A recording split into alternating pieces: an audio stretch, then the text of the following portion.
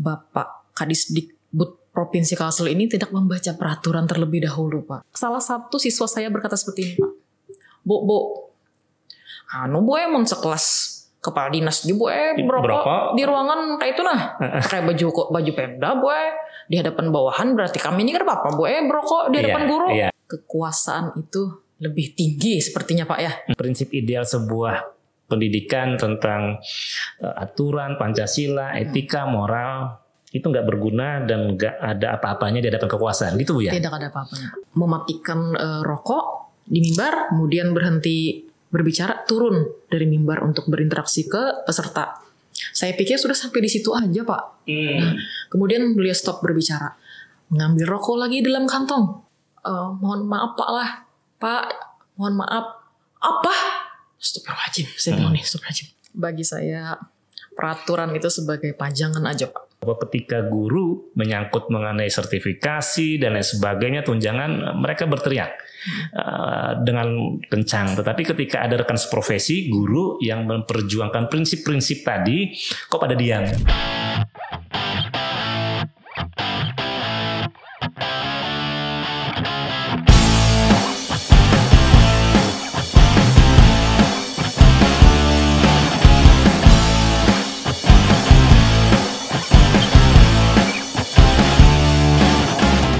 Ibu Amalia Wahyuni, seorang guru yang sempat membuat viral dalam beberapa hari ini. Kita undang dalam podcast Radar Banjarmasin. Ibu, kita pengen dengar langsung nih cerita yang sesungguhnya dalam peristiwa yang Ibu alami, sehingga membuat Ibu tergerak dan berani menyuarakan apa yang Ibu alami. Karena kan banyak cerita versi ketika itu viral. Ada yang bercerita dan mengatakan bahwa tidak seperti itu kejadiannya menurut versi apa yang disampaikan Ibu Amelia. Tetapi ada juga yang menceritakan yang seperti begini. Nah, kita pengen dengar langsung dari Ibu Amelia. Seperti apa sesungguhnya ketika peristiwa itu terjadi yang membuat Ibu berani untuk menyuarakan apa yang Ibu sampaikan sehingga bisa viral itu, Bu? Baik, sebelum saya ada di acara tersebut, guru BK di sekolah saya meminta tolong. Ya, meminta tolong karena beliau memiliki kesibukan yang sama pada hari yang sama, dan juga kepada ibu tersebut jika ada kegiatan yang mengenai acara tersebut, kami pasti berdua diminta untuk hadir. Nah, jadi saya minta digantikan, wajar Pak ya kalau misalnya sesama guru minta tolong, saya membantu juga, wajar itu. Dan saya lihat juga waktu di registrasi yang hadir Wakasek, kemudian guru mapel juga semuanya. Nah, jadi pada saat kegiatan semua berjalan lancar itu Pak sebenarnya Pak. Tidak ada hambatan. Kemudian setelah panitia berucap, jangan ada yang memainkan HP ketika Kadisdik masuk nanti. Karena beliau tidak segan menegur di hadapan orang banyak. Nah, jadi saya tuh Pak berpikiran, wah ini beliau ini pasti orang yang berdedikasi tinggi terhadap jabatan, orang yang berwibawa, orang yang berkarisma, orang yang ingin dihargai. Nah, karena saya pun Pak kalau misalnya ngasih materi ke orang atau ngasih materi ke anak saya juga, saya tersinggung kalau anak-anak saya tuh main HP, main game ya. Nah, jadi pas beliau masuk, ekspektasi saya itu berubah Pak, total berubah Pak. Beliau masuk dengan sendal, beliau masuk dengan merokok, naik ke mimbar, mematikan rokok di mimbar, kemudian berhenti berbicara, turun dari mimbar untuk berinteraksi ke peserta. Saya pikir sudah sampai di situ aja Pak. Nah, kemudian beliau stop berbicara, mengambil rokok lagi dalam kantong. Nah, itu sudah di tengah masa peserta ya? Sudah. Jadi ketika beliau ingin menyalakan rokok, saya ini Pak ribuan bahkan puluhan ribu kali lah ingin menegur. Saya juga punya adab Pak. Ya, jadi pas beliau mau nyalakan rokok, di situ saya mengangkat tangan. Kenapa saya berani negur Pak? Posisi Bu dengan Pak Kadis waktu itu? Saya di baris keempat. Beliau di muka. Oke. Nah, yang mana gini Pak, saya memang sensitif Pak mencium asap rokok Pak. Sensitif luar biasa. Ya. Dan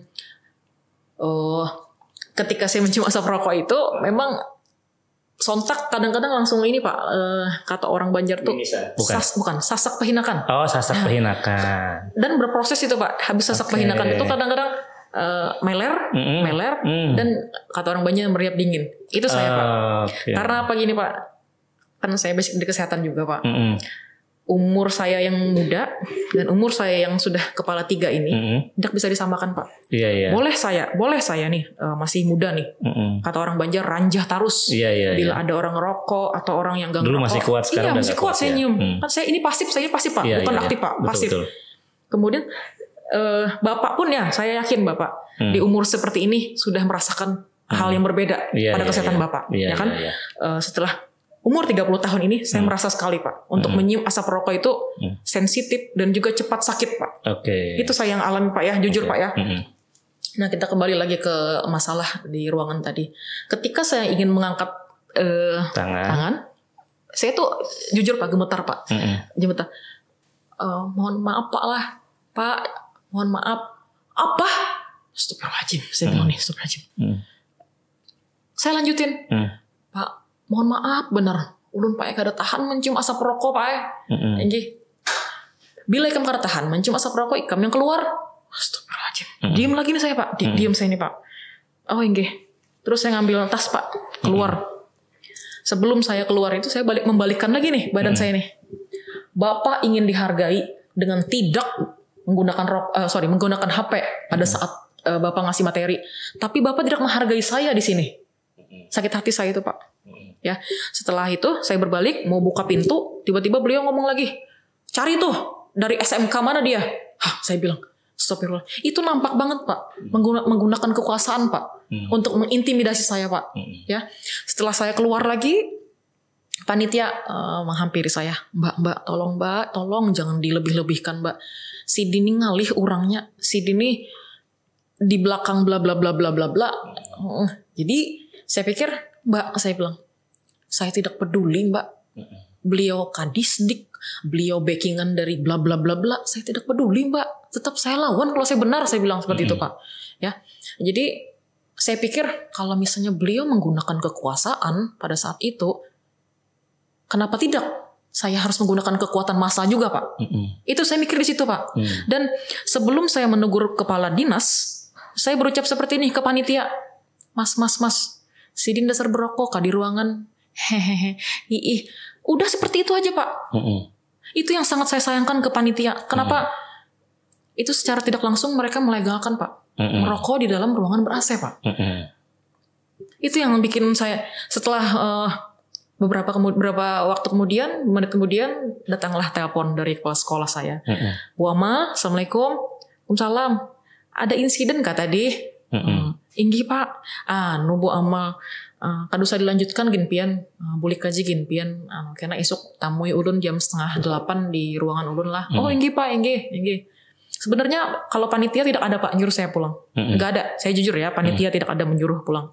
Cuma karena kepala sekolah saya mungkin tidak ingin peristiwa itu panjang lebar, kemudian saya pulang. Dan pada saat itu saya tidak ada menggunakan kata kami Pak. Ulun kada tahan pakai asap rokok ulun. Dan di pernyataan kepala tim MKKS itu Pak musyawarah kerja kepala sekolah Pak. Di tim MKKS Provinsi Kalsel, beliau berucap seperti ini Pak, bahwa pian aja yang kada tahan asap rokok tuh lain kami Pak, demi Allah peserta tidak ada mengucapkan seperti itu Pak. Yang saya dengar tidak ada. Bukan saya membela siapa-siapa Pak ya, karena saya punya telinga jelas ini Pak. Pendengaran saya tidak ada gangguan Pak. Peserta tidak ada mengucapkan seperti itu Pak. Sangat jelas. Itu yang bikin saya sakit hati. Kenapa fitnahannya luar biasa ini? Ya, itu yang bikin saya sakit hati Pak. Ditambah lagi kemarin dari ruangan peserta mengatakan saya yang dekat aja tidak mencium. Berarti kan peserta di sana yang notabene-nya adalah tenaga pendidik Pak. Beliau secara tidak langsung melegalkan merokok di dalam ruangan ber-AC Pak. Jadi substansinya bukan masalah bicara soal kuat atau tidak kuat lagi ya. Ini kan menyangkut aturan juga. Iya betul Pak. Berarti kan Pak yang saya tangkap nih, oknum tersebut melegalkan. Berarti saya saja Pak yang mematuhi peraturan perda yang sudah diberlakukan, Pak. Berarti saya saja nih yang menghargai sesama manusia di sana. Apa gunanya Pak perda saat ini, Pak? Iya, perda kawasan tanpa rokok. Betul, Pak.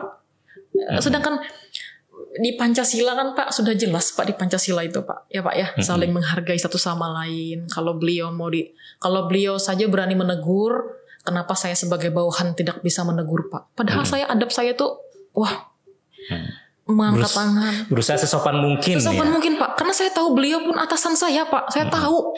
Cuman sebelum ada masalah itu seharusnya beliau sudah tahu perda itu untuk apa Pak, ya kan Pak? Untuk apa? Perda itu sudah ada sebelum saya menegur pun harusnya beliau sudah tahu perda itu sudah ada.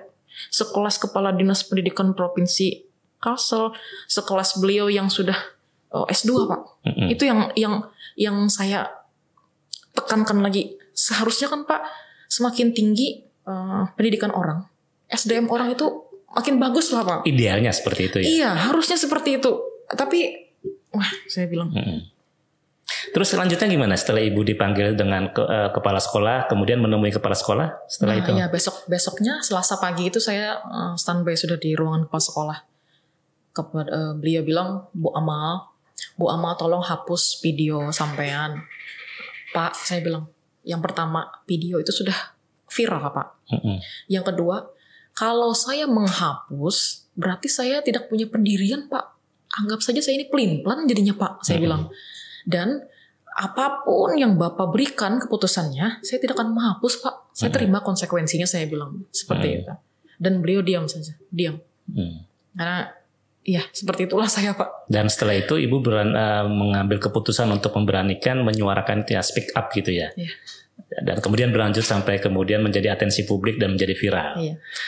Sebelum saya memposting video itu saya udah pikir juga Pak. Sudah pikir ya. Kan saya akan kembali nih ke ruangan hotel, kamar hotel. Saya mikir nih, ya sudah saya bikin video. Di hotel masih di tempat acara Bu? Masih. Nanti urusan upload atau tidaknya nanti saya pikirkan lagi. Saya mengupload itu pun Pak mikir puluhan kali Pak. Saya konsekuensinya bakal. Artinya sadar melakukan itu dengan segala konsekuensinya. Betul. Oke. Ibu, setelah Ibu memposting kemudian viral, kemudian tidak lama kemudian akan ada narasi tandingan yang muncul yang menyebutkan bahwa sebenarnya acara berjalan lancar, kemudian ada narasi juga yang muncul bahwa itu cuma Ibu Amalia saja, yang lain juga dan segala macam. Ada banyak lagi lah yang lain seperti itu kan, seolah-olah Ibu yang menyampaikan kebenaran menurut versi Ibu tadi menyangkut perda, prinsip, etik dan segala macam, seolah Ibu yang kemudian menjadi pihak seolah-olah tertuduh gitu. Ibu yang mengklarifikasi terkait dengan bagaimana narasi tandingan yang mengatakan seolah Ibu merasa difitnah, mungkin perlu diperjelas seperti apa kronologinya. Yang pertama Pak ya, tim MKKS yang dikepalai Pak Cak Ali pada saat video itu, Cak Ali mengaku beliau adalah narasumber di situ Pak. Sedangkan pada saat kejadian, pada saat saya diusir pun beliau tidak ada di situ Pak. Dan beliau pun yang sangat saya sayangkan adalah mengucapkan nama saya itu salah Pak. Nah, seharusnya kalau misalnya beliau teliti, ya kan surat tugas saya ada itu, lengkap dengan detail saya juga di situ. Harusnya dicek dulu Pak. Nah itu kan kita sudah melihat nih. Sepertinya terburu-buru. Iya, nah itu Pak ya. Kemudian beliau bilang juga dari sekolah lain yang bilang saya mencak-mencak kayak orang kesehatanan. Masya Allah saya bilang, seperti apa sih kayak orang kesehatan nih saya bilang. Padahal Ibu udah berusaha menegur dengan sesopan dan selembut mungkin ya. Makanya Pak saya bilang ke peserta, bahkan teman sekamar saya juga, saya ingat itu. Saya lihat teman sekamar saya itu sangat sayang banget sama anaknya dua orang. Kan anaknya mengantar Pak ke kamar. Saya chat tuh beliau. Halo Bu, saya melihat Ibu di video ini memberikan klarifikasi yang begitu sangat menyakiti hati saya Bu. Saya bilang, sekarang seperti ini Bu, saya minta Ibu bersumpah demi anak Ibu berdua itu. Bersumpah atas nama agama, profesi, keluarga, semuanya. Kalau memang benar pada saat saya menegur Bapak Kadisdik dengan mencak-mencak kesehatanan sampai saya mengusir beliau, saya berani bersumpah. Bu, ayo kita bersumpah. Sampai saat ini pun tidak ada respon dari mereka. Tidak ada respon. Dengan peristiwa itu sebagai pendidik, Ibu merasa nggak dan sebuah ironi bahwa ini kan dunia pendidikan, cerminan untuk menggambarkan bahwa bagaimana sebuah generasi akan dicetak, diciptakan untuk masa depan bangsa. Tapi ketika di internal dunia pendidikan, khususnya di kalangan pendidiknya sendiri, prinsip-prinsip mengenai aturan, etika, adab, itu ternyata menjadi hal yang tidak prinsip. Gimana menurut Ibu ini? Iya, saya rasa seperti ini Pak. Setiap hari Senin, saya sering mengajarkan ini Pak ke anak-anak saya Pak. Setiap hari Senin kita kan mengucapkan Pancasila Pak. Iya. Nah, pembacaan teks Pancasila itu saya selalu nyaring Pak, vokal saya Pak. Nah, jadi intinya Pak, semua hal yang terjadi di kehidupan kita sehari-hari, apapun saat ini pun Pak, ini masuk Pancasila Pak. Oke. Pak ya. Nah, Sila keberapa nih kira-kira? Sila keempat. Kita kan bermusyawarah nih Pak. Ya. Nah, tapi saya tetap mengutamakan sila kedua, kemanusiaan yang ada beradab. Nah, gitu Pak. Apa butir-butir Pancasila nih Bu kira-kira Bu? Itu dah saya bilang ke anak-anak, saya bilang. Bahkan Pak, anak-anak sering ke rumah saya Pak. Seperti ini aja Pak. Nak, ibu nak kayak kada kawa 24 jam lawan buah nikam nih. Nah, jadi ibu pun kada kawa juga menagur buah nikam nih hendak berokok kah kada. Itu ulun Pak lah. Yang jelas ibu minta tolong apabila buah nikam hendak ke rumah ibu, tolong jangan berokok dalam rumah ibu. Itu Pak suatu tamparan keras Pak buat anak-anak saya Pak. Bahwa apa? Kita harus bisa menghargai satu sama lain. Oke, menghargai. Anak-anak saya itu Pak, yang murid saya kalau ke rumah misalnya, mereka kalau ngerokok keluar. Kalau itu bukan berarti saya melegalkan Pak ya, bukan melegalkan. Tapi secara tidak langsung dengarkan ibu nak lah. Secara tidak langsung, kada semua orang nak yang tahan asap rokok. Jadi kita harus menghargai sebagai manusia. Jadi paham itu Pak. Pancasila kemanapun buah nikam tulak bahwa Pancasila nak itu aja. Itu pesan ibu. Jadi Pak, Pancasila itu aja dah Pak. Intinya.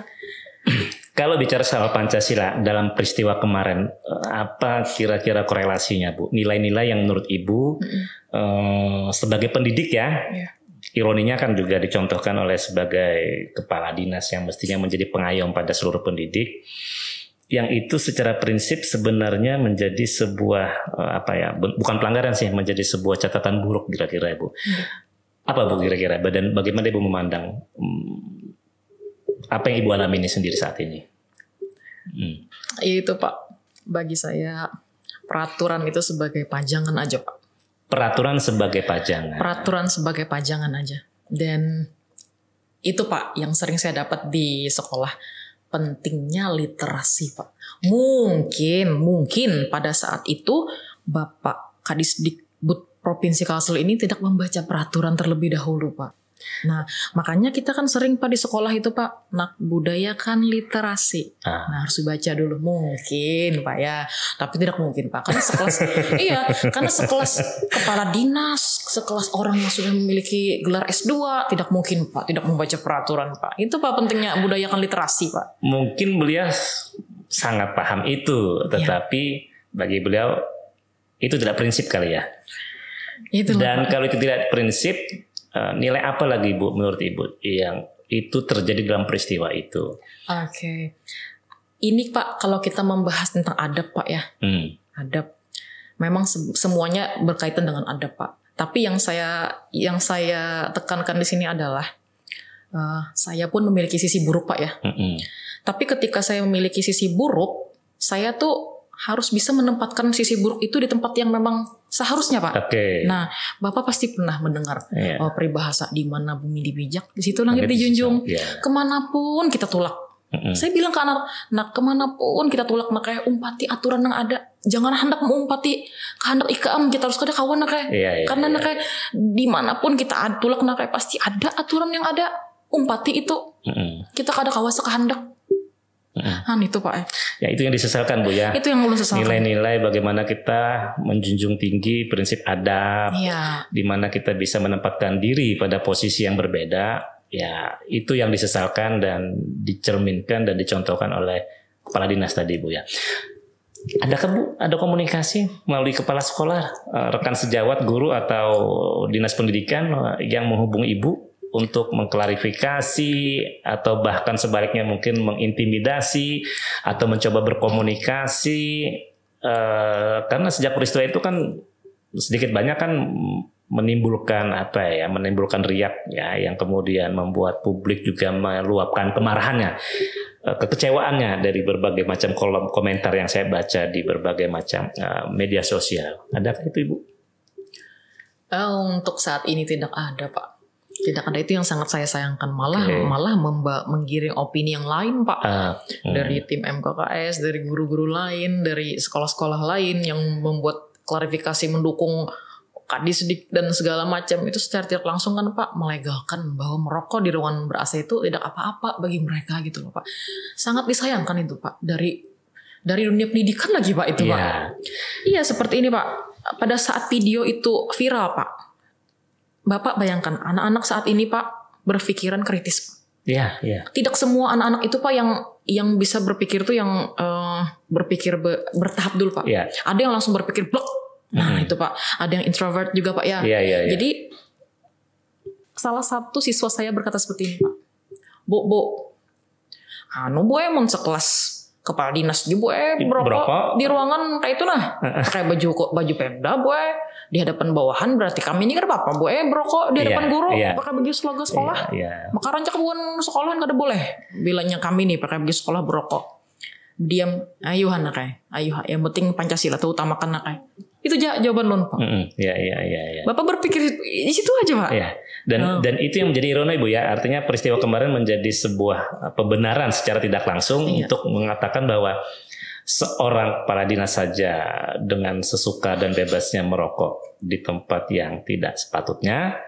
Ya, apalagi kan bagi mereka-mereka yang misalnya tadi melakukan hal yang sama bagi siswa gitu, ya. Saya penasaran masih, Bu. Ada intimidasi enggak sekarang atau setelah peristiwa itu? Tekanan-tekanan. Karena seolah-olah Ibu ini menjadi public enemy bagi kalangan pendidik yang lain karena muncul narasi tandingan. Betul. Ada, Pak. Ada, Bu, ya? Ada. Kan gini, Pak, wajar, Pak, ya, mungkin, Pak, ya. Hidup ini, Pak, ya, ada yang suka, ada yang tidak suka. Bapak pun seperti itu, Pak, ya. Apalagi di dunia kerja, Pak, ya. Gak apa-apa, Pak. Cuma yang lebih ngerinya ini fitnahannya luar biasa gitu loh. Ibu merasa difitnah, Bu, ya? Iya, sampai masa lalu saya pun dibawa-bawa juga. Padahal itu kan tidak ada kaitannya, Pak. Itu yang kayak seperti doxing itu, ya. Artinya hal yang tidak ada korelasi langsung dalam konteks peristiwa dicoba dimunculkan. Iya, tapi saya simpulkan lagi, itu hanya memperkeruh aja ini, Pak. Jadi selama itu tidak ada intimidasi langsung ke saya, tidak apa-apa. Saya yakin itu memperkeruh suasana aja, Pak. Yang biasa aja itu, Pak. Iya. Aman aja. Apakah Ibu merasa bahwa apa yang Ibu lakukan itu merepresentasikan suara-suara orang yang selama ini tidak berani untuk menyampaikan, mengucapkan speak up secara terbuka terhadap hal-hal yang dinilainya itu prinsip gitu, ya? Iya. Apakah ini gambaran, Bu, dalam dunia pendidikan kita bahwa ternyata kan sisi gelap pendidikan tidak hanya ada pada dunia siswa saja, ya kan, tetapi ada sisi lain ternyata di sekolah juga dalam contoh yang seperti Ibu sampaikan itu terjadi, ya. Kira-kira, Bu, ini apakah peristiwa seperti itu tentang prinsip-prinsip aturan, tentang adab, tentang etik, tentang etika dan segala macam itu terjadi juga nggak, Bu, kira-kira di sekolah? Karena Ibu kan pendidik nih, kita perlu tahu juga, Bu. Jauh dari dunia pendidikan, Pak, ya. Saya rasa Pak, ya, kekuasaan itu lebih tinggi sepertinya, Pak, ya. Kekuasaan lebih tinggi, hukum mereka lebih diutamakan daripada peraturan-peraturan yang sudah dibuat, Pak. Ya. Kekuasaan, Pak, intinya, Pak. Kekuasaan bisa membuat atau melakukan apa saja menurut keinginan dan kehendak pribadi, gitu, ya. Betul sekali, Pak. Oke. Jadi saya coba terjemahkan, ya. Artinya prinsip ideal sebuah pendidikan tentang aturan, Pancasila, etika, moral itu nggak berguna dan nggak ada apa-apanya di hadapan kekuasaan, gitu, Bu, ya? Tidak ada apa-apanya. Oke. Kan sebagai contoh ini udah, Pak, peraturan sudah ada, ya kan, Pak? Iya. Tetap aja nih, kata orang Banjar tuh tetap aja diranjah. Iya. Karena merasa punya kuasa, gitu, Bu, ya. Jadi jer peninian lun bahar itu kada tahu dibasa. Oke, kada belampu, Bu? Ada belampu. Bahasa ulu sungai itu, Bu. Kada tahu dibasa. Iya. Itu bahasanya, Pak. Ibu, apa pesan moral yang Ibu sampaikan dalam kasus ini? Karena ya media pun dalam hal ini Radar Banjarmasin kan juga menjadikan ini sebagai headline, menjadikan ini sebagai isu utama dalam pemberitaan karena kita ingin melihat dan menunjukkan kepada publik bahwa ya memang seperti yang Ibu sampaikan tadi bahwa ada aturan, ada etika, ada prinsip. Kalaupun kita ingin bukan melanggar sih, tidak melegalkan melanggar, tetapi maksudnya adalah jangan sampai juga kali ya harus terang benderang secara terbuka. Bahkan kemudian ketika yang salah dibenarkan, yang sebaliknya yang benar disalahkan, kan seperti itu Bu ya. Kira-kira gimana Ibu pesan moral yang Ibu sampaikan? Tetap Pak pada pendirian Pak ya. Utamakan Pancasila itu aja Pak. Oke, prinsip Pancasila. Iya, sekali lagi saya tekankan. Saya pun punya sisi buruk Pak ya. Nah, contoh ini aja Pak. Ketika saya di rumah memakai pakaian yang lebih enak ya Pak ya, yang lebih relax ya Pak ya, seperti anggaplah tank top Pak. Mungkin nggak Pak saya mengajar pakai tank top? Iya, nggak mungkin dong. Mungkin kan Pak ya? Mungkin nggak pada saat bertemu Bapak saya pakai tank top? Tidak mungkin Pak. Kesopanan, kemudian etika adabnya juga etika, nggak Pak. mungkin. Iya etika itu. Makanya saya bilang saya tetap menekankan Pancasila itu aja. Sebagai contoh lagi. Kita kan mayoritas Islam nih Pak. Mungkin gak kita mengislamkan Indonesia? Enggak. Nah itu aja poinnya Pak. Kembali menghargai ya di situ ya. Ke Pancasila aja Pak.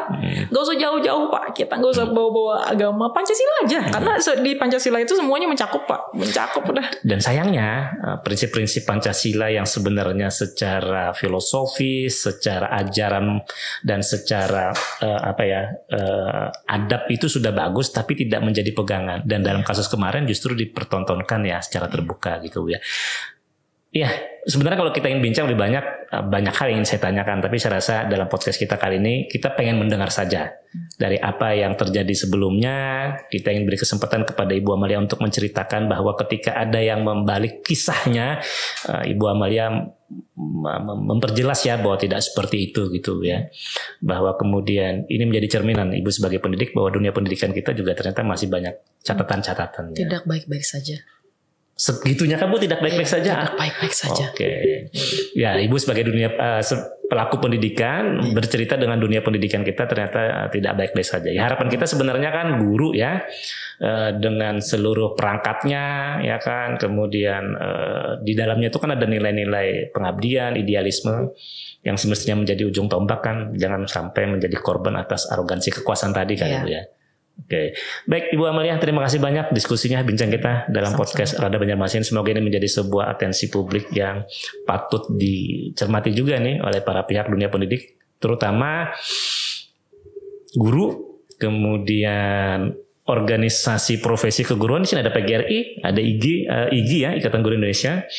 Saya mengutip yang ditulis di Radar Banjarmasin di halaman Metropolis. Kami menjadikan atensi ini bahwa ketika guru menyangkut mengenai sertifikasi dan lain sebagainya, tunjangan, mereka berteriak dengan kencang. Tetapi ketika ada rekan seprofesi guru yang memperjuangkan prinsip-prinsip tadi, kok pada diam? Menjadi sebuah ironi Bu ya. Karena itu kita mengundang Ibu untuk bicara secara langsung dan mudah-mudahan ini menjadi atensi bersama bahwa kita perlu melakukan refleksi untuk mengembalikan Pancasila dalam kehidupan sesungguhnya. Ibu Amalia, sekali lagi terima kasih dalam bincang kita dan kita akan ketemu kembali dalam podcast selanjutnya. Assalamualaikum warahmatullahi wabarakatuh.